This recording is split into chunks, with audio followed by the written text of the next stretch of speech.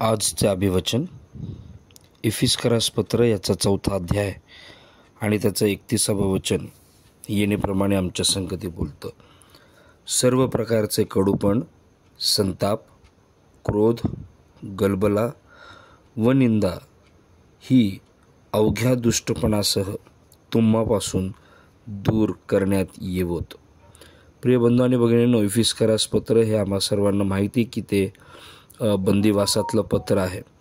आणि ज्यावेळेस संत पौल ह्या पत्राकडे बारकाईनं ज्यावेळेस लक्ष केंद्रित करतो, देवाचा आत्मा ज्यावेळेस संत पौलाला ह्या सर्व गोष्टी इफिसच्या मंडळीला लिहिण्यासाठी ज्यावेळेस प्रोत्साहित करतो, त्यावेळेस या मंडळीविषयी बोलत असताना तो बऱ्याच गोष्टी ह्या ठिकाणी बोलताना आम्हाला दिसतो. कारण ही मंडळी कशी देवानं ख्रिस्तामध्ये आशीर्वादित केलेली आहे, कसं ह्या मंडळीला निवडून घेतलेलं आहे, कसे देवाने त्याच्या मनाच्या संकल्पाप्रमाणे ख्रिस्ताच्याद्वारे दत्तक होण्याकरता कसं प्रेमानंच पूर्वी नेमलेलं आहे आणि त्याचा उद्देश काय आहे, त्या सर्व गोष्टींच्या संदर्भामध्ये संत पौल ह्या मंडळीच्या असणाऱ्या सुरुवातीच्या लिखाणामध्ये बोलताना आम्हाला दिसतो.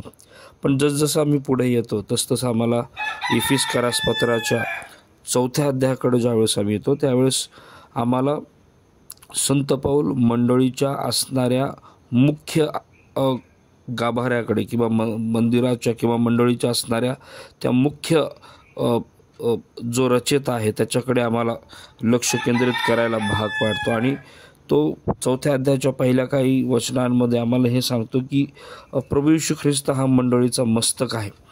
आणि जर प्रभू मस्तक आहे, ख्रिस्त मस्तक आहे, तर मंडळीचं जे ऐक्य असणं गरजेचं आहे ते ख्रिस्त केंद्रित असावं, हा त्याच्या पाठीमागचा उद्देश आहे. आणि म्हणून जर आम्ही एफिस 4:15 जर बघितलं तर त्या ठिकाणी जणू काय त्याचा उद्देश तो त्या ठिकाणी सांगतो. तर मग आपण प्रीतीने सत्याला धरून मस्तक असा जो ख्रिस्त त्याच्या प्रत सर्व प्रकारे वाढावे. आणि हा संत पौलाचा प्रामाणिक हेतू आम्हाला त्या ठिकाणी एफिसच्या मंडळीला त्या ठिकाणी दिसून येतो. आणि मग पुढे 17व्या वचनापासून ते जवळजवळ 24व्या वचनापर्यंत आपला जुना जीवितक्रम आणि नवा जीवितक्रम जो आहे त्याच्या संदर्भामध्ये बोलत असताना आम्हाला संत पौल ह्या ठिकाणी आम्हाला दिसतो. त्याच्या पुढे जर आम्ही आलो 25व्या वचनापासून ते शेवटच्या म्हणजे 32व्या वचनापर्यंत, या ठिकाणी काही प्रॅक्टिकॅलिटी जी आहे आमच्या असणाऱ्या दैनंदिन ज्या गरजा आहेत किंवा दैनंदिन आमचं जे वर्तणूक आहे, आमचं ॲटिट्यूड म्हणा किंवा मग आमच्या असणाऱ्या ज्या आमचा माइंडसेट आहे, त्याच्यामध्ये आमची वागणूक आहे आणि त्या वागणुकीच्या संदर्भामध्ये असणारी आमची जी कृती आहे त्या सर्व गोष्टींविषयी आम्हाला ह्या ठिकाणी तो बोलत असताना दिसतो. प्रिय बंधू आणि भगिनींनो, मला जे आज तुम्हाला सांगायचं आहे ते म्हणजे की रोजचं असणारं आमचं जीवन हे अतिशय आव्हानात्मक होत चाललेलं आहे. या धकाधकीच्या जीवनामध्ये रोज आणि रोज आमच्या समोर वेगवेगळे चॅलेंजेस आहेत. आम्ही आनंदित राहण्याचा प्रयत्न करतो, आनंद मिळवण्याचा प्रयत्न करतो, पण ॲट लास्ट आमच्या जीवनामध्ये काही अशा गोष्टींमुळं स्थित्यंतर येतात की त्यामुळं आमच्या जीवनामध्ये निराशा घर करू लागते, डिप्रेशन घर करू लागतं आणि कळत नकळत आम्ही एका वेगळ्या मानसिकतेकडे आम्ही जात असताना आम्हाला स्वतःला ते जाणवू लागतं. आणि एक वेळ आमच्या जीवनामध्ये अनेकांच्या जीवनामध्ये येते की आम्ही आमच्याच पद्धतीनं, आमच्या विचाराने आमच्या असणाऱ्या जीवनाला नीट करण्याचा प्रयत्न आम्ही करू लागतो. या असणाऱ्या शास्त्र भागामध्ये एक सुंदर गोष्ट आम्हाला ह्या ठिकाणी आम्हाला पाहायला मिळते.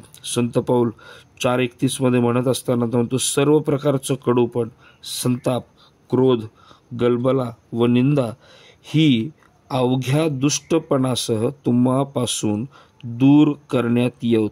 संत पौलाची रोजच्या दैनंदिन वागणुकीमध्ये ज्यावेळेस आम्ही जात आहोत त्यावेळेस संत पौल ह्या मंडळी संगती किंबहुना विश्वासाने आमच्या संगती बोलत असताना तो म्हणतो की ज्या प्रकारचं कडूपण आम्ही घेऊन जे कडूपण आम्ही कॅरी करत आहोत, जो संताप आम्ही कॅरी करत आहोत, जो क्रोध, जो गलबला, ज्या प्रकारची निंदा आम्ही कॅरी करत आहोत, आम्हाला काही गोष्टींकडे लक्ष केंद्रित करणं गरजेचं आहे.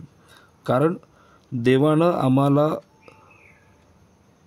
ज्या पद्धतीनं बाहेर काढलेलं आहे, ज्या पापाच्या दलदलीतनं बाहेर काढलेलं आहे, त्याची इच्छा आहे की आम्ही त्याच गोष्टी घेऊन चालू नये. म्हणून इफिस 4:17 देवाचं वचन आम्हाला सांगतं की म्हणून मी हे म्हणतो व प्रभूमध्ये निश्चितार्थाने सांगतो की परराष्ट्रीय भ्रष्ट मनाने चालत आहेत त्याप्रमाणे तुम्ही ह्यापुढे चालू नये. आणि म्हणून त्याचे परिणाम अतिशय भयानक आहेत. एका डिवोशनमध्ये आम्ही जर वाचलं तर त्या ठिकाणी एक महत्त्वाची गोष्ट आम्हाला पाहायला मिळते. 2001 ज्यावेळेस वर्ल्ड ट्रेड सेंटर पडलं गेलं आणि वर्ल्ड ट्रेड सेंटर पडल्यानंतर एका मातेचा, एका आईचा मुलगासुद्धा त्या ठिकाणी त्या वर्ल्ड ट्रेड सेंटरच्या असणाऱ्या ठिकाणी तो मृत्यू पावला. काही वर्षानंतर ही जी आई आहे ही एका दुसऱ्या आईला त्या ठिकाणी भेटते. ज्या आईचा मुलगा या असणाऱ्या ज्यांनी वर्ल्ड ट्रेड सेंटर ज्या अतिरेक्यांनी पाडलं त्या अतिरेक्यांना मदत करण्यासाठी त्या मुलाचा उपयोग त्या ठिकाणी करण्यात आला. आणि भेटल्यानंतरसुद्धा ही जी माता आहे जिचा मुलगा त्या ठिकाणी दगावला, तिनं मोठ्या आनंदानं, मोठ्या प्रीतीनं ह्या असणाऱ्या दुसऱ्या आईला की जिच्या मुलाने अतिरेक्यांना मदत केलेली आहे असं माहीत असताना देखील कुठल्याही प्रकारचं कटुता, कुठल्याही प्रकारचं कडूपण, संताप, कुठल्याही प्रकारचा क्रोध, गलबला, निंदा हे सर्व आपल्यापासून दूर ठेवत आपले हात जे आहेत, आपले बाहू तिनं पसरले आणि तिला आपल्या मिठीमध्ये घेतलं आणि दोघी एकमेकांच्या मिठीमध्ये येऊन रडू लागल्या. प्रियबंधू आणि भगिनींनो, किती वेगळ्या प्रकारचं जीवन आम्हाला ह्या ठिकाणी ह्या स्त्रीचं, ह्या बहिणीचं आम्हाला त्या ठिकाणी दिसतं. आणि म्हणून संत पौल हे वारंवार आम्हाला सांगत असताना देवाच्या वचनामध्ये आम्हाला पाहायला मिळतं. अनेक वेळेस आम्ही आमच्या रोजच्या जीवनामध्ये काही डिस्ट्रक्टिव्ह पॉवर जे आहेत, हो की नाही, ज्या नाश करणारं जे सामर्थ्य आहे ते आम्ही कॅरी करत आहोत. आणि अनेक वेळेस आम्हाला वाटतं की नाही, आम्ही काही करत नाही, आम्ही त्या गोष्टीला कॅज्युअल घेतो, पण आम्ही कळत नकळत अशा सामर्थ्याला घेऊन चालत आहोत की जे आमचं आत्मिक जीवन नष्ट करत आहे. आम्ही अशा विचारांना घेऊन चालत आहोत की जे आमच्या आत्मिक जीवनाला तडा देत आहेत. आम्ही अशा कृतीला घेऊन चालत आहोत, कॅरी करत आहोत की जे आमचं आत्मिक जीवन त्या ठिकाणी त्या आत्मिक जीवनाची बढती होण्याच्या ऐवजी त्याची अधोगती होत आहे. आणि म्हणून आम्हाला ख्रिस्ताच्या त्या असणाऱ्या दृष्टिकोनामध्ये येणं अतिशय गरजेचं आहे.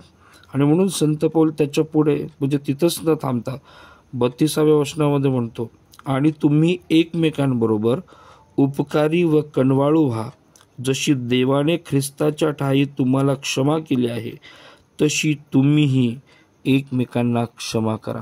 प्रियबंधू आणि भगिनींनो, आमच्या जीवनामध्ये सगळ्यात सुखदायी, आनंददायी गोष्ट जर काय असेल तर आम्ही एकमेकांसाठी उपकारी आणि कनवाळू होणं. जसं देवाने ख्रिस्ताच्या ठायी तुम्हाला क्षमा केली तशी तुम्हीही आपणही एकमेकांना क्षमा करणं. ख्रिस्त केंद्रित दृष्टिकोन ठेवून ज्यावेळेस आम्ही रोज आणि रोज मार्गक्रमण करू, प्रियबंधू आणि भगिनींनो, आमच्या जीवनामध्ये किती मोठं वादळ येऊ द्या, कितीही आमच्या जीवनासंगती वाईट त्या ठिकाणी कृती झालेली आम्हाला दिसल्यानंतरही, वाईट कृती झाल्यानंतरही आम्ही चांगलं पेरण्याची सवय आम्हाला लागणं गरजेचं आहे.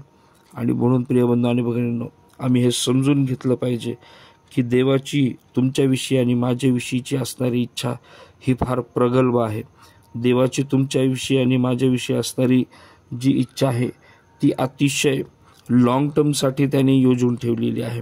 आणि म्हणून थोडक्याशा गोष्टींसाठी, त्या छोट्याशा कडूपणासाठी, संतापासाठी, क्रोधासाठी, गलबला, निंदा ह्या गोष्टींसाठी आम्ही आमचं आत्मिक जीवन भ्रष्ट करता कामा नये. आमचं आत्मिक जीवनाला तडा जाता कामा नये. आम्ही त्या ख्रिस्ताच्या दृष्टिकोनामध्ये, ख्रिस्त केंद्रित दृष्टिकोनामध्ये स्वतःला उभं करणं, देवाच्या साह्याने, देवाच्या वचनाच्या साह्याने आम्ही स्वतःला उभं करणं हे अतिशय गरजेचं आहे. आणि त्याच्यासाठी आम्हाला जर काय करायचं आहे तर सगळ्यात पहिली गोष्ट, आम्हाला भ्रष्ट मनानं चालायचं नाही आहे. ज्या असणाऱ्या जो ख्रिस्त आमच्या जीवनामध्ये कार्य करतो त्या ख्रिस्ताकडे आम्हाला लक्ष केंद्रित करायचं आहे. आम्हाला एकमेकांना क्षमा करायची आहे. आम्हाला अनुकरण करणारं होणं गरजेचं आहे. आणि त्याच्याही पलीकडं इफिस 4:1 लिहिणारा लेखक संत पौल पवित्र आत्म्याच्या प्रेरणेने तो स्पष्टपणे आम्हाला सांगतो की जो मी प्रभूमध्ये बंदीवान, तो मी तुम्हाला विनवून सांगतो की तुम्हाला झालेल्या पाचारणात शोभेल असे चाला. पूर्ण नम्रता, सौम्यता व सहनशीलता दाखवून एकमेकांना प्रीतीने वागवून घ्या. प्रिय बंधू आणि भगिनींनो, आमच्यासाठी जर महत्त्वाचं काय आहे तर ख्रिस्त आमच्या जीवनातून इतरांना परावर्तित करणं हे आमच्यासाठी गरजेचं आहे. ख्रिस्ताची प्रीती आमच्या जीवनामधून दिसणं हे गरजेचं आहे. आम्ही काय रोजच्या जीवनामध्ये कॅरी करत आहोत? कटूपण कॅरी करत आहोत का? निंदा कॅरी करत आहोत का? आम्ही कुठल्या प्रकारचं गलबला, क्रोध, संताप आम्ही कॅरी करत आहोत का? ह्या गोष्टी आमच्या आत्मिक जीवनासाठी घातक आहेत. आमच्या रोजच्या असणाऱ्या रिलेशनशिपमध्ये सुद्धा ह्या गोष्टी अनेक तडे आणू शकतात. आणि म्हणून प्रियबंधू आणि भगिनींनो, स्वतःला समर्पित करा, ख्रिस्ताची चित्तवृत्ती धारण करा, रोज आणि रोज आपलं समर्पण प्रभूला करा आणि आपल्या जीवनाच्या द्वारे देवाचं गौरव कसं होईल याच्याकडे लक्ष केंद्रित करा. प्रभू